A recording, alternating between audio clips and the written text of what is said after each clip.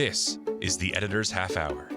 Step into the life of an editor for 30 minutes as we discuss the craft of editing, industry trends, and editorial resources. Your host is co-founder and CEO of Peak Publishing Inc., Nadia Jaja Pupa. She is experienced in all facets of the publishing industry, from editing to design, and works with corporate clients and self-published authors. Nadia and her guests are about to share powerful insights and stories on what it takes to be an editor. And this is your host, Nadia Jaja Pupa. Welcome, listeners, to the Editor's Half Hour. You have reached an episode that covers a topic that I have been wanting to cover for years. And funny enough, I have been on I think this is my fourth year, season 4 of the podcast. So, memoir editing, that is the topic. I cannot wait to dive in. When it comes to memoirs, it is a very intricate, delicate thing. We're going to dive right into it with my special guest, Barbie Halaby of Monocle Editing. Welcome, Barbie. I am so thrilled to have you because this, again, is a topic I have been wanting to cover for years. So welcome, introduce yourself to the listeners and tell them what you do. Thank you for having me, Nadia. I've been looking forward to this for so long. I've been a big fan and listener of yours for a few years now. My name is Barbie Halaby, and I am an editor and proofreader. I have been doing this specific work for about 25 years, and Wow. It's literally the only job I've ever done. And I've been freelancing, running my own business with it for 18 years. So memoir is more of a recent transition for me. I'd say about 4 or 5 years worth of really focusing on memoir and determining that is where I love to be. So I do everything from developmental editing, line editing is kind of my sweet spot, copy editing, and proofreading. I love it. And I love that you explain that too for listeners, because with those varying levels of editing, it requires maybe a deeper connection with the author. So if you were to be copy editing, you might not even be in communication with the author if you're copy editing for a publisher.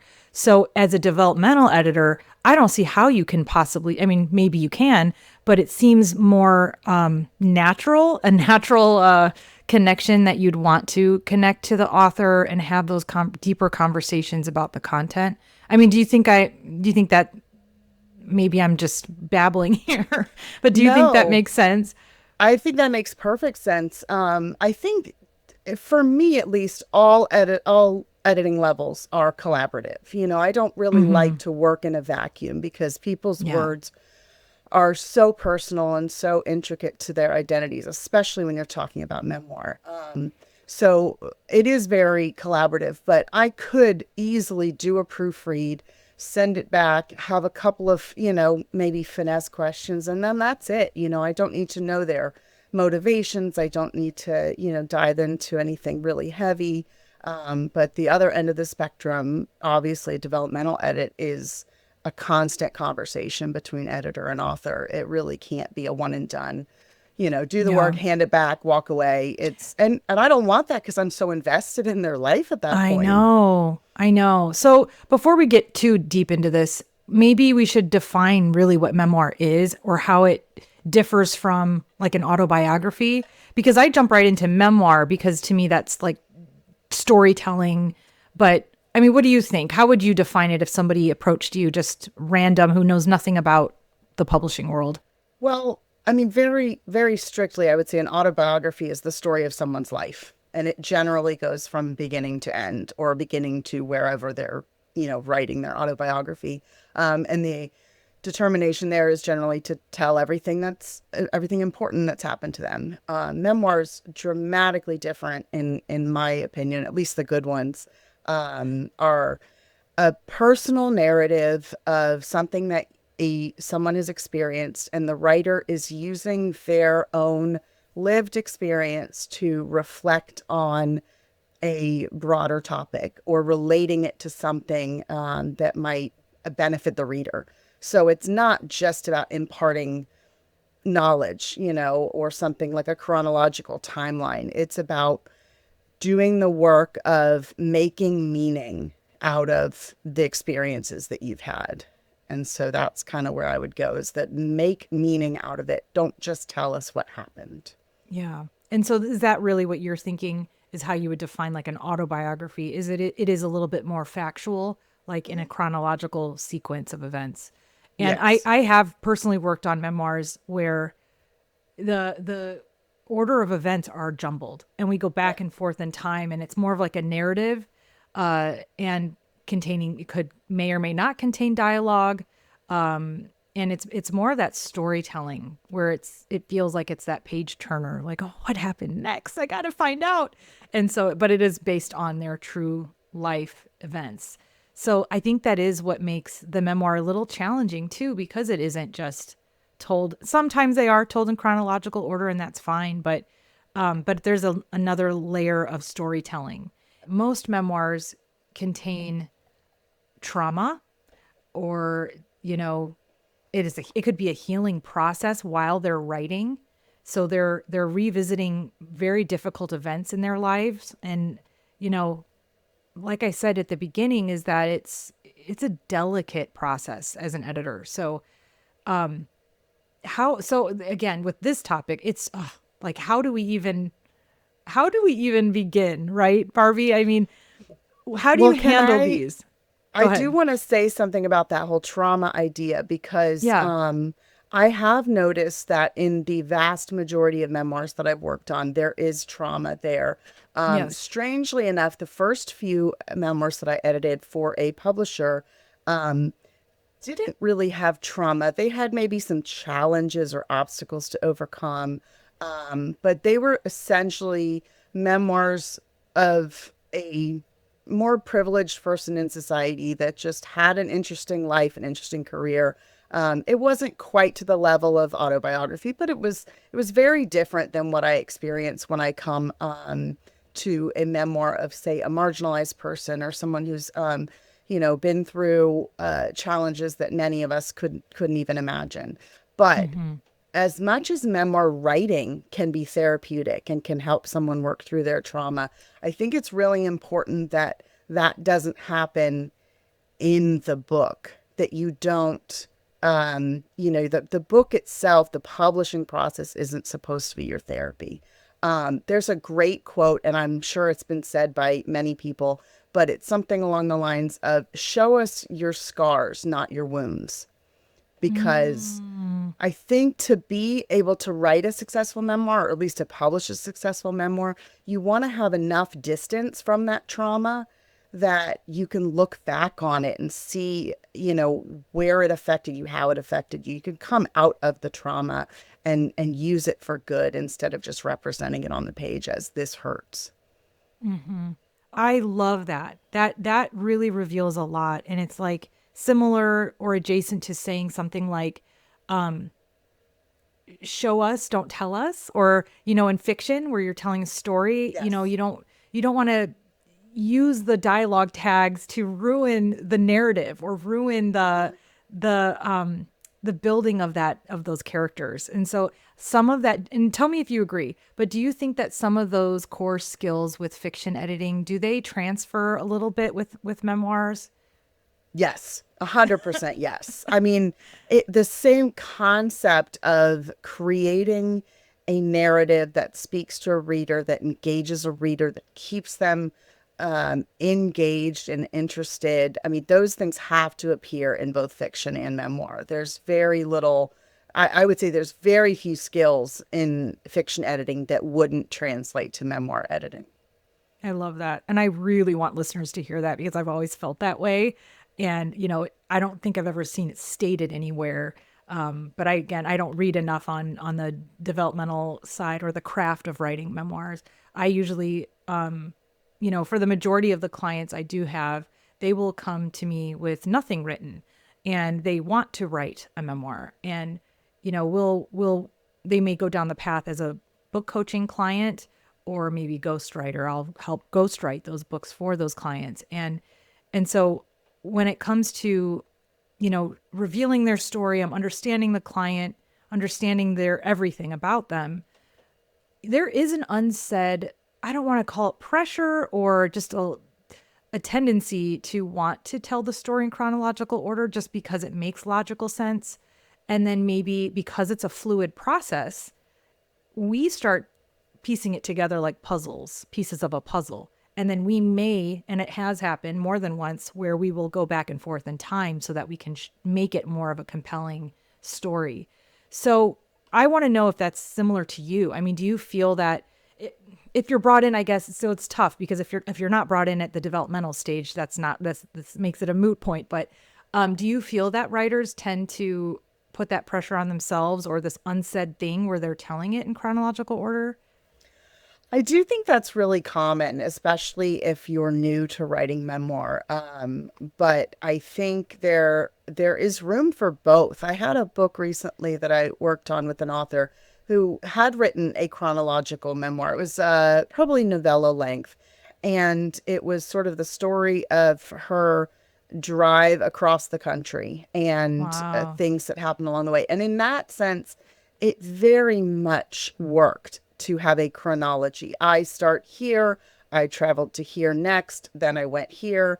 And, that makes sense. And there's still plenty of reflection and there's still plenty of meaning making in that process. But it's very finite and logical. Other things that are a little more amorphous, are very beneficial to be told in a different way. And that can be organized thematically. I've talked to a writer friend who's still in the process of working through early drafts of a memoir. And I've never been asked to ghostwrite. I've never been asked to, book coach from scratch. But the idea of trying to formulate something that works, and a lot of times it's just about figuring out where to start. And that's usually not at the beginning, that for a memoir, that could be maybe a triggering event, current day, that says, oh, my child just did this thing.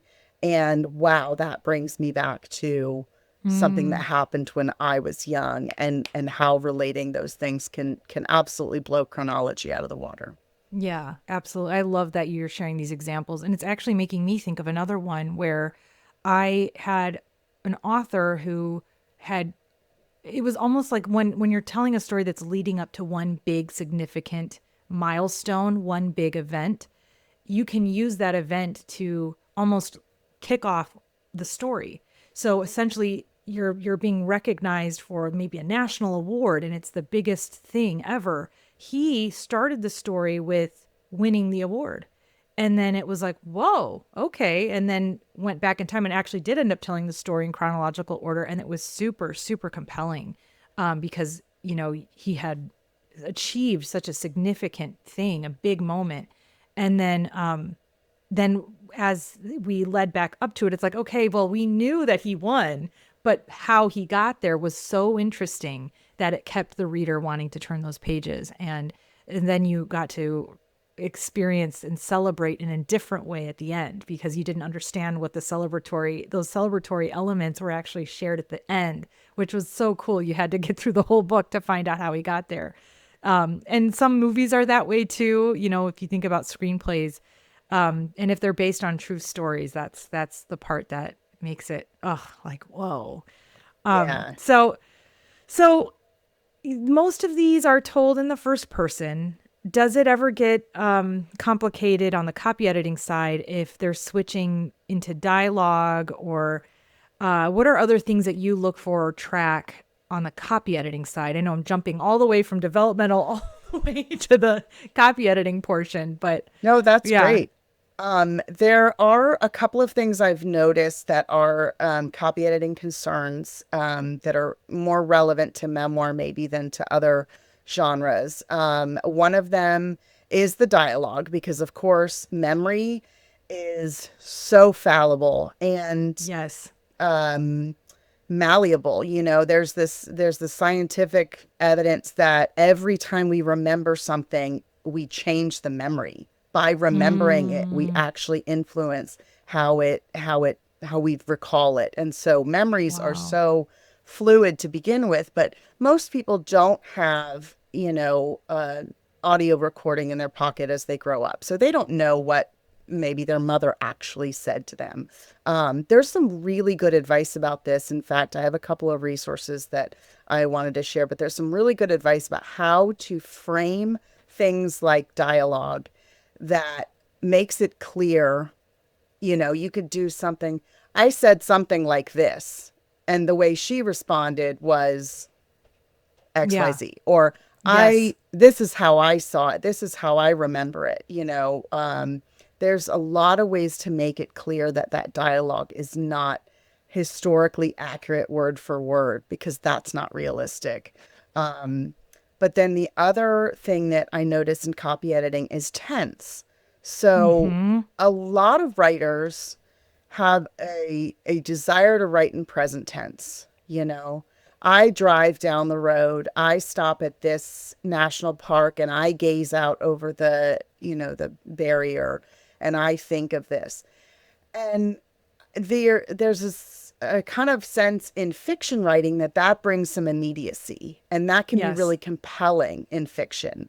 But in memoir, it's almost artificial, because we know those things happened. We know this is you. Right. Yeah. There's no telling someone I'm living this as I'm writing. That's just not realistic. Right. So I did talk one of my clients who wrote a memoir into taking a lot of that present tense and turning it into simple past, because it takes away that sense of artificiality. Because when you write in present tense, it is a writerly construct, and most people recognize that. Yes. Yes. So the last thing you want to do in a memoir is make people focus on the fact that you are writing this, and less that this is your story. Yeah. And it can be distracting in a way. So I appreciate that you mentioned that. So let's continue on this path too, because it can become confusing when there is memoir told with not a lot of dialogue. I mean, it's a little minimal compared to fiction, obviously. So there's that struggle there of when it is told in the first person, and in an exchange between someone, and then they're showing that dialogue, and then the author has an inner thought. Is it italicized? Because the entire book is an inner thought if you think about it. So I struggled with this too, because I'm like, okay, does it make sense to italicize this specific phrase because it's related directly to that exchange in conversation? So it's like Barbie said, I am never going to read a horror story. And Nadia said, so I'm thinking like Nadia's inner thought, or if it's told in the first person, I would say, I thought that's strange. Would that strange be something that's italicized because it's directly my inner thought related in response to something you said? I know maybe I'm overcomplicating it, but we did this did come up in copy edits recently. And that's I struggled with this, because I'm like, do we want to italicize this? I don't know. I don't think there's a right or wrong answer. I think this is very much a style choice, and it has to be relatable to the rest of the book. So if it stands out as being distinct, and someone would say, well, wait, you just had a thought and you didn't italicize, I don't understand. Yeah. Right. But if it works, I mean, that's such a nebulous idea, but the whole, it looks funny, therefore I'm not going to do that. But I think it really depends. You can also kind of relate with memoir sometimes the point of view, the same thing you would see in fiction as being a really close point of view, where you're not saying I thought, you're saying the thought, because the presumption is, of course you wouldn't have shared that if it wasn't one of your thoughts. So it depends on what the writer is doing. If they're providing a little bit of that distance from themselves as a narrator, then italicizing a thought like that could be really effective. Yeah. Yeah. And I love I love your answer, because that was a tough question. And, like you said, it's a case by case scenario. And if it looks weird, sometimes it does boil down to that. And there is no, right or wrong. It's all circumstantial. So let's switch gears into a territory that does come up very often in memoir, which is, maybe libel law. if there's somebody who was wronged and they want to seek revenge by sharing their story because they were, you know, wronged by someone, whether this person was an abuser or whatever the case is, if that person is still alive, you know, and they're starting to tell their story and naming that person, not changing names, what do we say as editors? I think that's our place to speak up and say, hey, maybe We say consult a lawyer. That's what we say. That is a really iffy place to be. And I'm going to be honest, that's above my pay grade. I would certainly advise someone if they're writing something that is potentially really harmful to someone else's reputation. But again, I think most people acknowledge that memoir is one person's perspective. And there are many ways to emphasize this in a book, if nothing else, by outright saying, this is how I see things. This is what I recall happening. But I would personally hesitate, because I am running my own business and I have the right to say no to a client. If someone came to me with something that was clearly a revenge-seeking memoir, I probably wouldn't choose to work with them. Yeah. That's just not the energy I want to put out in the world, that I want to be associated with. And it's very easy to see when someone is creating, you know, a villain out of someone else in their life, and they're probably not taking responsibility for what part they might have played, or the extenuating circumstances that there's always, I almost always see trauma in the context of a cascade or, generational trauma where there's a great, segue here. There's a great podcast episode, Minion Fogarty, who's known as Grammar Girl online. Yep. She recorded a podcast episode that talked about memoir. And there was this wonderful conversation about villains versus monsters. And, in fiction, you have monsters. You have people who are pure evil and, you don't really get to sympathize with them or anything. But in memoir, I think that real humans are very rarely monsters. There's usually something that turned them into a villain. And if you can humanize the villain, you have more depth and you have more emotional weight to your memoir than just saying, this was the bad guy, I was the victim, and never the two shall meet. A lot of those cases, and I do take those on, by the way, where it is almost a revenge story, meaning that it isn't just about the villain, but that person is like literally in jail or dead or killed themselves because, for whatever the case is. But it's tough for them to humanize those types of legit villains, and they didn't really humanize them at all because they were monsters. Yes. And it's funny you mention that, because I do have a memoir that I worked on very closely with the publisher. And there was that exact scenario. The person had not yet been imprisoned, but probably should have been, had documented evidence of crimes committed. But it was very clearly spelled out by the publisher, that this person has not been named. You're welcome to go find that person, but they have not been named personally. And just sort of taking it out of that context. It's not about them, although, the person who wrote the memoir can share their experiences at the hands of that villain. But really it's more about how that person affected the narrator, And if you have experienced someone as a villain, regardless of whether their crimes are documented, regardless of whether they're ever going to be penalized, you can still characterize someone that way in your story because that's how they appear to you. Yeah. This is getting me thinking about, these are the types of stories, by the way, that do require trigger and content warnings. So what is the difference between the two? I thought I had grasped what they were, but it got to a point where when we were publishing for the self-published authors, we actually just put both a trigger and content warning. What do you think, Barbie? How would you describe the difference between the two? Are they the same or no? Because I don't think they are quite. I don't know. That's not that is not a distinction I've ever actually tried to make, because the problem with it is that a trigger is a personal reaction to something. A content warning is saying there is content, and everybody makes the judgment on which kind of content you alert someone to.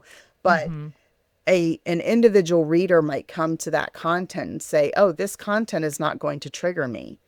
And you might also have triggers that wouldn't be considered content, that you might say, well, I'm triggered by mother-daughter relationships, but that wouldn't necessarily be a content warning.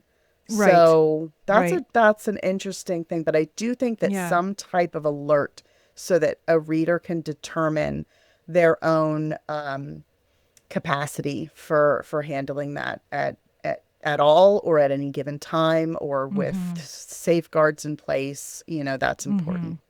Yeah, I think you did. I think you actually just defined it for us, which I so love and appreciate, because it is exactly what you just said. Some things might not be, would not require content warning, but they may be triggering, like you said. And examples of that could be maybe profanity, or maybe more like violence or violent situations, something like that would. I have a good idea for one. There was an audiobook I was listening to recently, and it was something about it was fiction. It was about a 1950s housewife and her internal thoughts dealing with dissatisfaction around being a mother and being a wife. And the author did provide what I would call a trigger warning. And I tend to be fairly even keel on these things. And so it didn't strike me as anything I needed to worry about. And I got halfway through it and I realized it was affecting my mental health. There was no content. There was no abuse. There was no overt, manipulation or marital, discomfort, anything like that. It was just an overarching sense of doom that really got to me. And I was like, that is where there is nothing I would call a content warning in that, there's no abuse, there's no violence, there's no, ideation of certain types, so not a content thing, but very much a triggering. Wow. And it's your emotional, everybody's going to respond differently emotionally to these types of stories. I didn't think I would be as affected as I was from the story that was huge. It was, I'm Glad My Mom's Dead. And it was super, did you read that one? It came out, it was so popular. It was tough. There's, the eating disorder aspect. I don't know if that would be considered maybe a content warning, because that was full on part of the story. But it did give me an overarching feeling of like, it was a heavy one, a heavy topic there. But unfortunately, we have to wrap up this conversation, Barbie, but we will continue this conversation in the exclusive content. But before we officially sign off here, there are some nice words of encouragement that I think I always like to leave our listeners with. And I'd like to hear from you for speaking to the editor who's actually doing the thing, right? The editors who are out there working in memoir. What are some skills that you continue to sharpen? And I want to know, like, whatever resources that you'd like to share for those editors, copy editors, all types of editors, even on the developmental side. I'd love to hear some words of wisdom and encouragement to keep them doing the thing that they're doing. Well, there are some very great resources. There's Mary Carr's The Art of Memoir is a wonderful book. There's another one called The Memoir Project by, I believe it's Mary Roach Smith. And those are both craft books for how to write your own memoir, which every memoir editor, I think, should be reading craft books, because if you don't know how to write a memoir, you really don't know how to edit a memoir. There's the most important skill I would say that I continue to sharpen is reading what's out there, so reading widely in memoir and all types of memoir, can really show you what is possible. And it'll help you when someone comes to you with something that is maybe different than the mainstream. That'll help you figure out where it can slot into something that exists that, or that breaks a rule that you see. But the most important thing you can do is continue to be compassionate, because a memoir author needs compassion more than they need critique, more than they need, editorial help. They need someone to listen to their story, to read their story, and to give them the validation that their story is valuable.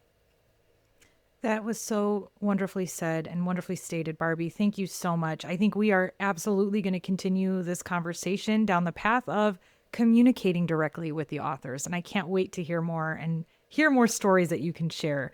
But this has concluded our wonderful, wonderful interview on memoir editing. I can't thank you enough for taking the time to do this. Thank you so much, Barbie.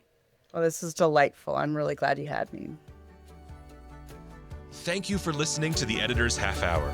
This podcast is your go-to resource for editorial trends, opening the discussion for new ideas through the real-life stories of editors. For more information about Nadia Jaja Pupa and her business, visit peakpublishing.com. That's PIQUE publishing.com. And remember to subscribe and follow the Editor's Half Hour wherever you get your podcasts.